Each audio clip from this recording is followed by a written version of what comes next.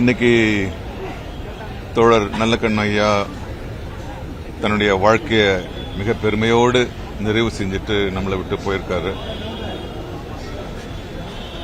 அவர் இல்லைன்ற துக்கத்தை விட அவர் கடந்து வந்த பாதை, அவர் வாழ்ந்த வாழ்க்கை, மக்களுக்காக அவர் போராடின போராட்டங்கள்லாம் பார்க்கும்போது உண்மையாவே இந்த கவலை, இந்த வருத்தம் எல்லாம் மறைஞ்சு போகுது.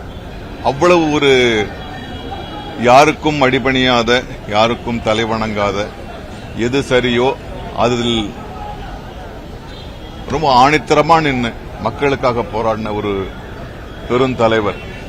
எனக்கு என்ன மகிழ்ச்சியும் பெருமையும்னா, ஒரு 1000 பேருக்கு கூட்டத்தில் நாசர் வாங்க அப்படின்னு கூப்பிடுற அளவுக்கு என்ன அவருக்கு தெரியும். அவருடைய வீட்டுக்கு போயிருக்கேன், பல விஷயங்களை பேசியிருக்கேன். அவர் சினிமா தொழிலாளர்களை பற்றி எப்பவுமே பிரச்சனையா இருக்க என்ன உங்களுக்கு அப்படின்னு எங்கிட்ட விவாதிப்பாரு. ஒரு 2 மணி நேரம் அதை பற்றியெல்லாம் பேசணும்.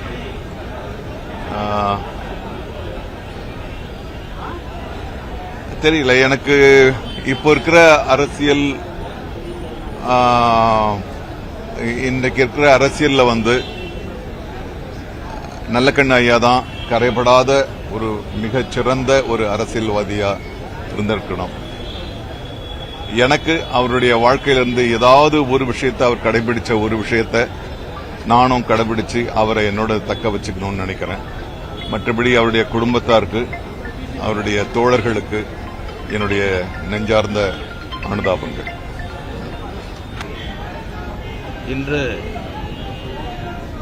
இந்திய கம்யூனிஸ்ட் கட்சியினுடைய மூத்த தலைவர், நாட்டின் விடுதலை போராட்ட வீரர், தமிழ்நாட்டின் மூத்த தலைவர்களுள் ஒருவர் என்று போற்றப்படக்கூடிய தலைவர்,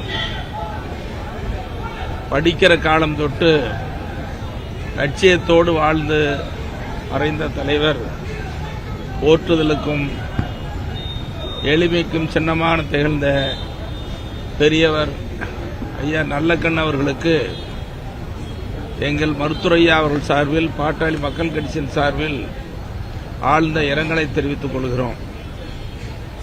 பெரியவர் நல்லக்கண்ணு அவர்களை பற்றி நிறைய சொல்லிக் கொண்டே இருக்கலாம். தன்னுடைய மாணவ பருவ காலம் தொட்டு பொது உடைமை கல்வி கொள்கையில் ஈர்க்கப்பட்டு இறுதி மூச்சு வரை கொள்கை மாறாமல் லட்சியத்தோடு வாழ்ந்து மறைந்த ஒரு தலைவர். அவர் மாணவ பருவத்திலேயே பொது உடைமை தத்துவத்தில் தன்னை இணைத்துக் கொண்டவர். அதோடு எல்லோரிடத்திலும் அன்பாக பழகக்கூடியவர். யாரும் அவரை வெறுக்க மாட்டாங்க. ஏழை எளிய மக்களுக்கு, ஒடுக்கப்பட்ட மக்களுக்கு, அடித்தட்டு மக்களுக்கு தலைமையேற்று பல போராட்டங்களை நடத்தி வெற்றி கண்டவர். எங்கிட்ட ரொம்ப பாசமா இருப்பார். எங்க மருத்துவரையா அவர்கள் மீது அதிக மரியாதை கொண்டவர். என்கிட்ட ரொம்ப பிரியமா இருப்பார். எளிமைனா அவர் தான், உண்மைனா அவர் தான், நேர்மைனா அவர் தான்.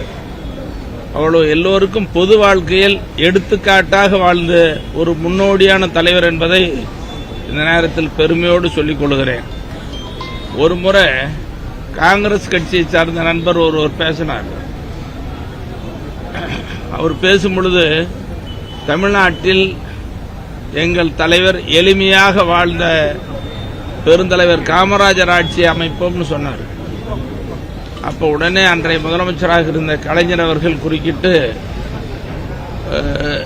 நானும் காமராஜர் ஆட்சியை தான் கொடுக்கிறேன், ஆனா பெருந்தலைவர் காமராஜர் எளிமையாக வாழ்ந்தவர், இன்றும் வாழ்ந்து கொண்டிருக்கிற தலைவர்கள் கம்யூனிஸ்ட் கட்சியினுடைய தலைவர் நல்லக்கண்ணு, அப்புறம் நண்பர் ஜி.கே. மணின்னு சொன்னார். என்னை பத்தி சொல்றதுக்காக இல்லை, பெரியவர் நல்லக்கண்ணு அவர்கள் எவ்வளவு எளிமையாக வாழ்ந்தார் என்பதற்கு கலைஞரிலிருந்து, எங்க மருத்துவரையாவிலிருந்து, எல்லா புரட்சி தலைவரிலிருந்து, புரட்சி தலைவரிலிருந்து எல்லா தலைவர்களும், எந்த கட்சி தலைவர்களும் அவரை ஏற்காத, மறுக்காத தலைவர்களே இல்லாத அளவிற்கு தமிழ்நாட்டில் ஒரு எளிமையாக வாழ்ந்த மறைந்த தலைவர். 101 வயது. நீங்க நினைச்சு பாருங்க, பொது வாழ்க்கையில் அவ்வளவு காலம் வாழ்றது ரொம்ப கஷ்டம். அப்படி நீண்ட காலம் வாழ்ந்து மறைந்த, எளிமையாக வாழ்ந்த, கொள்கையோடு வாழ்ந்த, இன்று லட்சியம் தமிழ்நாட்டிற்கு பேரிழப்பாக அமைந்திருக்கிறது. அவர் மறைவு என்பது லட்சியத்திற்கு பெரிய இழப்பு. தமிழ்நாடு இழப்பை கண்டிருக்கிறது, லட்சியத்தை இழந்திருக்கிறது என்பதுதான் இந்த நேரத்தில் குறிப்பிட்டு சொல்ல விரும்புகிறேன். ஆகவே பெரியவர் ஐயா நல்லக்கண் அவர்களின் மறைவுக்கு எங்கள் மருத்துவரையா அவர்கள் சார்பில், பாட்டாளி மக்கள் கட்சியின் சார்பில் ஆழ்ந்த இரங்கலை தெரிவித்துக் கொள்கிறோம். அவரை பிரிந்து வாடும் அவரது குடும்பத்தினர்கள், உறவினர்கள் உள்ளிட்ட கம்யூனிஸ்ட் கட்சியுடைய தோழர்கள் அத்தனை பேருக்கும் அனுதாபத்தையும் ஆறுதலையும் தெரிவித்துக் கொள்கிறோம்.